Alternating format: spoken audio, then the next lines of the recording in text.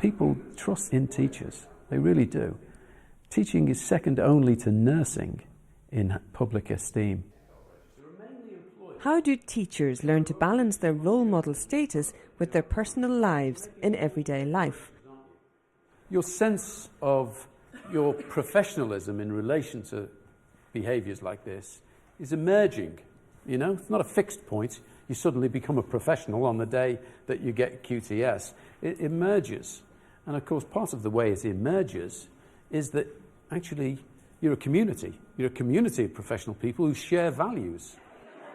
These newly qualified teachers from the University of Hertfordshire are discussing when teachers' behaviour could cross the line of what's acceptable to colleagues, pupils and parents. They're looking at 4 different scenarios: life outside school, extreme political views, using social media and flirtatious banter. I mean, tell me what your views are on regularly getting drunk in pubs and clubs at weekends. You're out enjoying yourself, even though, yeah, you could be seen by parents or other people, but you're at that time not being responsible for children. That's your job in school. Parents are going to see and they will judge you, and that's just the way people are. And if you see your son's teacher drunk every Saturday night, they will pass judgment, whether it affects their teaching or not, and that will have an impact. You need to protect your own reputation. And of course, it's not just your reputation. It's the reputation of your school, it's the reputation of your profession. It's a bit of a difference between doing it and displaying it. Obviously, you can't be sitting there discussing what happens in school, because if a parent overhears that, then that's not a good thing. But if you're sitting there just having a quiet drink with your friends, they can still see that you're human. You could be having a quiet drink, you could be drinking soft drinks, but if you've been seen out in a pub garden and you're there till 9:30 and a parent's seen you, they could then come into school, just playground, mum's talking or dad's talking, saying, saw them at the pub the other day, they were drinking loads. They could just exaggerate it completely. These sessions are really fascinating. We come out to hundreds of universities and training centres at this time of year, talking to students who are about to graduate as teachers about how they perceive their sense of professionalism, how it emerges, and the tensions that they feel between their private and their professional lives. Their private behaviour somehow is under scrutiny in the same way as their professional behaviour is. They'll feel now that they're being seen as role models and that people have slightly different expectations of them. Not that anybody expects them to be saints or angels, but they are role models, and society expects that of somebody like a teacher. Becoming active in an extreme political party.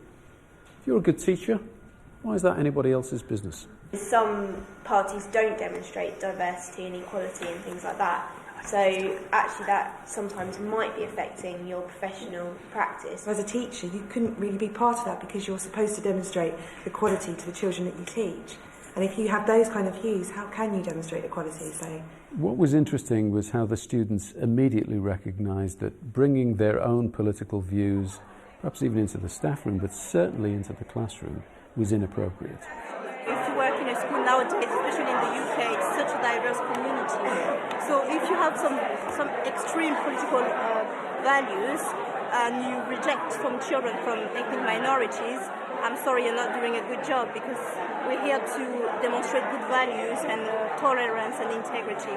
But do you think you could hold those private beliefs outside of school and come in and operate by professional values? I think if it's so much within you, it will show up. I believe that if you have such strong values against some maybe ethnic minorities, it will show at some points. You can't really hide it. That's what I believe. Is it the same if you've got strong religious beliefs? Do you think that's going to show through? I have strong religious values, but even though I maybe don't say it really, but I think the way maybe I behave, or maybe I don't swear, or some people will come up to me and say, oh, you never swear, or why are you always doing this, why are you always doing that, and then I think it shows. Would you accept that some people actually might object to your religious beliefs? Yes, I I mean, well, yes, of course, I'm very tolerant. That's my belief, but I'm not going to impose them on anybody. But presumably you would say, I leave my religious beliefs outside the school gate and I come in and operate by professional values. Yeah. You don't think that's true with Yes, extreme political beliefs? I do, but I don't know, I think somehow it shows. I mean, maybe in the staff room you will probably say something that will give out that there's something about this person. I think it will show. I think it will. What about Facebook? No? You say no? Facebook is a very live issue for young teachers. And actually what they recognise fairly quickly is that it's a social network, and that there's the issue right from the beginning, that they don't have a social relationship with children. They have a professional relationship with their students and pupils. You need to be really careful because there's a false sense of security, and people might feel comfortable to say something that they wouldn't to anyone else's face. So you want to make sure that the kids, you wouldn't give them that opportunity in the first place, and you wouldn't open yourself up to it either. If anything does happen, you haven't got the school kind of network around you because it's outside. Whereas if you keep it all within the school, they've got evidence of it, and it just keeps it all safer, I think. Many teachers, out of the best of intentions and for educational reasons, will actually set up a Facebook page perhaps for a football team or a dance group. But they do that knowing the risks. If you're a good teacher, whose business is it if you network with pupils and students on Facebook on educational matters? Still shaking your head. They usually talk about their personal lives, and like we've said before, people can take it the wrong way. You can go for just a polite drink, one glass of wine or a couple of glasses of Coke with your friends. But if you saw pictures on Facebook, you might think it's more than it was. I think you've hit on a really interesting issue. And of course, what is Facebook? Facebook is a social network. There's your issue for a start off. You actually don't have a social relationship with these people, primarily, do you? You have a professional relationship.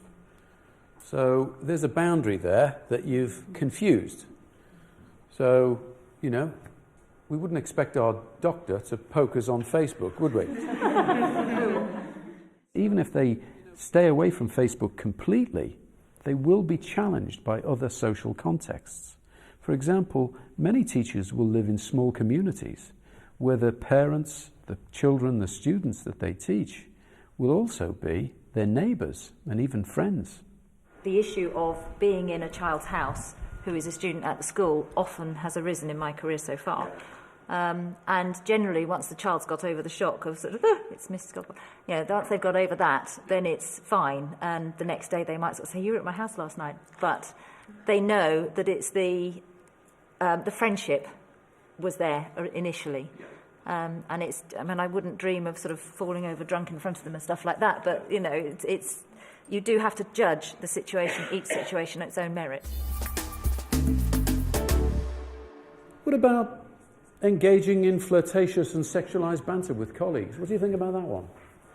It's better to play safe than to actually flirt with somebody, especially if you don't know them very well, and you say something and you could be in trouble and lose your job over it. So you mean one person's banter is another person's harassment? Yes. Yeah, that could be an issue, couldn't it?